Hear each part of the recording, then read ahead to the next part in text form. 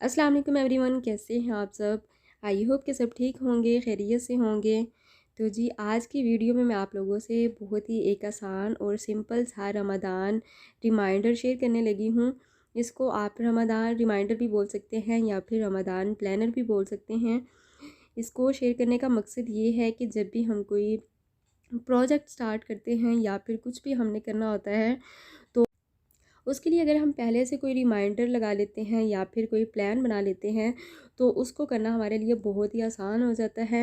और दूसरे नंबर पे हम ज़हनी तौर पे हमारा जो दिमाग है वो तैयार हो जाता है उसको करने के लिए। तो दूसरा पर्पज़ ये है कि इसको मैं बनाने लगी थी, ये प्लानर अपने लिए बनाने लगी थी।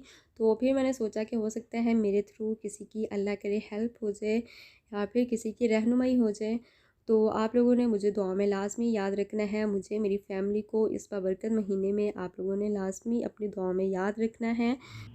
तो चलिए जी जल्दी से स्टार्ट करते हैं। सबसे पहले नंबर पे ये जो चेकलिस्ट मैंने बनाई है, इसमें सबसे पहले नंबर पे आती है फ़र्ज़ नमाज़।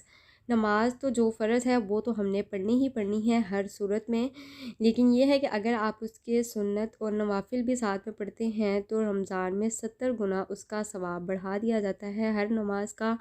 उसके बाद आ जाते हैं नवाफ़िल, जिसमें तहज्जुद आ जाती है, चाश्त, इशराक आ जाती है और मगरिब के बाद जो 2, 4, 6 नफ़ल कोई भी आप अपनी मर्ज़ी से पढ़ सकते हैं। 2 नफ़ल पढ़ लें, 4 पढ़ लें या फिर 6 पढ़ लें, तो उसको बोला जाता है सलातुल अव्वाबीन। और उसके अलावा ये है कि जब भी आप सहरी के लिए उठते हैं तो तहज्जुद भी लाज़मी पढ़ें। 5 मिनट पहले आप उठ जाएँ, 2 नफ़ल पढ़ लें, 4 पढ़ लें, उसकी भी बहुत बरकतें हैं, रहमतें हैं और बहुत ही ज़्यादा उसका सवाब है। और उसके बाद तरावी है, तरावी भी लाज़मी पढ़ें।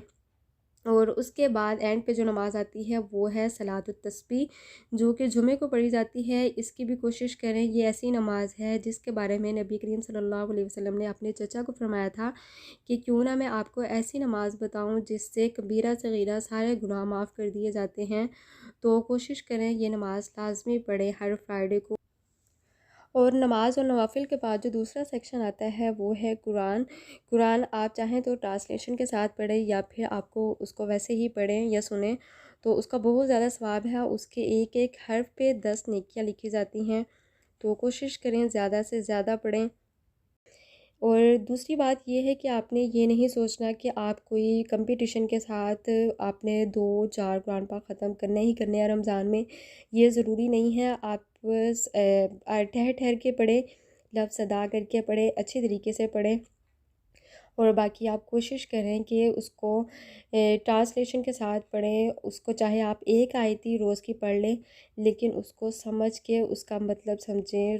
रोज़ आप उस पे तवज्जो दें कि इसमें अल्लाह ताला हमें क्या कह रहे हैं। तो ये ज़्यादा ज़रूरी है, ना कि आप स्पीड से रवानगी से बस आप पढ़ते जाएँ। ये नहीं है कि वैसे नहीं पढ़ना चाहिए। कुरान तो आप जिस सूरत में भी पढ़ते हैं, चाहे आपको तर्जुमा आता है या नहीं आता, फिर भी उसका बहुत ही ज़्यादा सवाब है। लेकिन कोशिश करें कि क्योंकि हर नेकी का सवाब जो है वो रमज़ान में बढ़ा दिया जाता है, तो आप कोशिश करें कि कुरान को तर्जुमे के साथ पढ़ें। और उसके बाद ये है कि आप इसकी चंद सूरतें जो हैं वो हिफ्ज़ कर लें। जैसा कि सूरह यासीन अगर आपको नहीं आती तो सूरह यासीन हिफ्ज़ कर लें, सूरतुर रहमान हिफ्ज़ कर लें। और उसके बाद जो सेक्शन आ जाता है वो है अज़कार का। इसमें सुबह शाम के अज़कार आ जाते हैं, सुबह शाम की दुआएं आ जाती हैं। और उसके अलावा जैसा कि अशरे की दुआ होती है, पहला अशरा जो है वो रहमत का अशरा है, तो इसमें या हज्जु या क़य्यूम बिरहमतिका का अस्तगीस। दूसरे नंबर पे रब्बिग़फिर वरहम अंता खैरुर राहिमीन, या फिर आप कोई भी दुआ पढ़ सकते हैं जो आपको आती हो। तो कोशिश करें दुआएं भी ज़्यादा से ज़्यादा याद करें इस महीने में, क्योंकि ये बरकत वाला महीना है। इसमें अगर आप कुछ भी स्टार्ट करते हैं, कुछ सीखना स्टार्ट करते हैं, कुछ पढ़ते हैं, तो उसमें बरकत पैदा हो जाती है और वो आप जल्दी से जल्दी उसको कंप्लीट कर पाते हैं।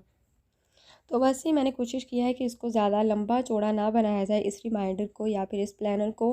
क्योंकि अगर आप पहले से बहुत ज़्यादा एक लंबे गोल सेट कर लेते हैं और फिर बाद में आप उसको कर नहीं पाते या फिर उसको हमेशगी के साथ उसको कर नहीं पाते, तो फिर वो भी अच्छी बात नहीं है। आप थोड़े करें अमल, लेकिन उसको हमेशगी के साथ करें, दायमी करें।